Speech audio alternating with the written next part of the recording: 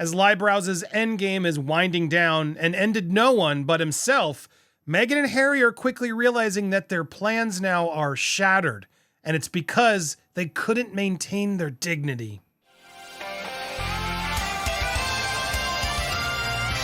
Welcome to Popcorn Planet. I am Andy Signor, and Harry and Meghan may still have stayed silent regarding Endgame and the backlash, but that hasn't stopped the PR experts and the public from reacting to how all this went down. And it does seem like the Endgame is actually here for Meghan and Harry, which I know is exciting for a lot of you guys, and myself included. I do want this to just end. I want them to go away. I want their titles gone. Just leave us alone. I don't think it's going to happen, but one can still hope. But it's encouraging to see that the narrative is finally out there, and yes, that their plans are now shattered. And it's because they did not apply to the age-old strategy adopted by the royal family to maintain their dignity. Experts are coming in saying they just didn't understand what made the royal family endure. Commentator has claimed Esther Kraut, whose Sussex star quality has waned as they failed to follow the Windsor rule: never explain, never complain. Her claim comes after how a reporter, as we reported, named them the biggest losers of Tinseltown 2023, and their Archewell Foundation racked up losses of almost £9 million. Yeah, it's not a good look. And she told Sky News, for them to be classed as the biggest losers means that actually a lot of people that you would think would hover around them and steal a bit of the limelight that the Sussex should naturally have, given their proximity to the royals, they're just not seeing the value there anymore. This is a couple that went from having deals with Netflix and Spotify, these multi-million-pound deals. They were having interviews with Oprah. You couldn't run away from them in the headlines. They were literally everywhere. Everyone was thinking, what are they going to do next? Are they going to bring down the royal family? That's really all just shattered under their own feet because they really just didn't understand a lot of the fundamental key characteristics that made the royal family effectively last this so long. Never explain, never complain was the rule that the Windsors said to apply in a bid to maintain their dignified public image. It is a strategy that the royals believed to follow, but is believed to have originated from the 19th century Prime Minister Benjamin Disraeli, who was a favorite of Queen Victoria. She says royal watchers never really saw the Sussexes follow the Windsors' commitment to service and duty. It really just made their star wane. And for that reason, many in Hollywood don't really see the point in attaching themselves to the Sussexes. She's right on the money. This quote's totally on because it really was about that. We're going to take the royals down. We are those victims. Can you believe how racist they are? And all of it is just fluttered in the wind. They provided no evidence. No one bought it. Everyone's over it. And they're now sitting there in silence thinking that they're winning with all these projects on deck. But as we're seeing coming in from reports, they're losing them all. And it's amazing because Princess Catherine, meanwhile, is still following the royal rules, adopting the Queen's own tricks to respond to all the bad press from Meghan Markle, and it's making her win. Princess Kate's been handling the aftermath of Endgame by adopting one of Queen Elizabeth's key traits, says a PR expert now chiming in. Princess Kate has adopted Queen Elizabeth's invisibility shield trick in response to Omid's sensational claims in the book, as PR expert has clarified.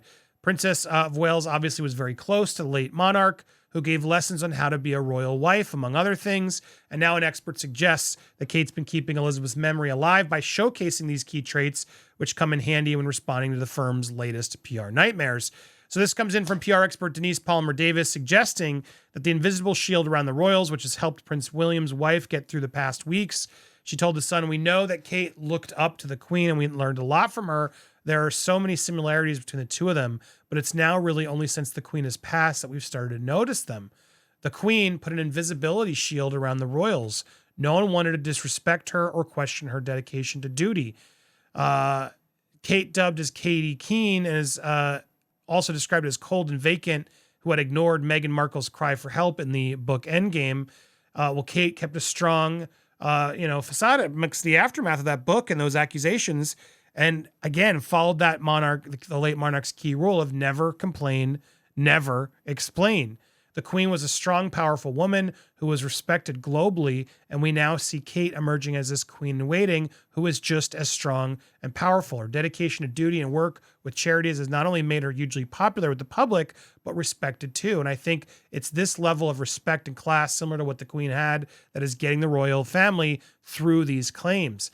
Kate is following the Queen's key rule of never complain, never explain, and is carrying on with her daily duties. We have seen her out and about, an important engagement, smiling, showing the world she is strong, and that's the shield. It's a shield of strength and stoicism, really. I mean, she's right on the money. This is exactly what has, even as an American who witnessed this, there was that sort of, she just didn't address any of the criticism. She stayed dignified. She maintained that dignity and that royal presence. Whereas all we hear from Meghan and Harry, you know what I'm about to press. It's grating. It gets in your ears, and sure, everyone can have that thing to complain about, but all Meghan and Harry do now is complain. And then they get their mouthpieces, their lick spittles, their liebrows to go out there and try to catch them. But the reality is it's wrong. It's proving to be false. Liebrows' book is exploding in his own liebrow-induced face. And another fact coming in, proving the lies in this ridiculous book. He made this claim that Princess Kate was one of the laziest members of the royal family. But in reality, Princess Kate's numbers of the royal engagements went up, putting Gomez's claims in the book to question, saying that she was known for avoiding royal duties. According to data provided by digital PR agent Reboot, Kate's engagement went up by 2% this year from 90 to 92. This put Kate in third place on the list of those whose engagement increased the most, with the Duke of Gloucester, King Charles II. Duke's engagement went up from 100 to 213, 12% rise, while the King's went up by 8%, while Prince Anne was once again named the hardest working royal with the most official engagements of 212. So there you go. Princess Kate proving, no, I'm adding more workload to it. And again, that's still a lot of work she's done. It's just mean that he's dignifying as the laziest because she just didn't do as much. She has kids. She's a lot to focus on.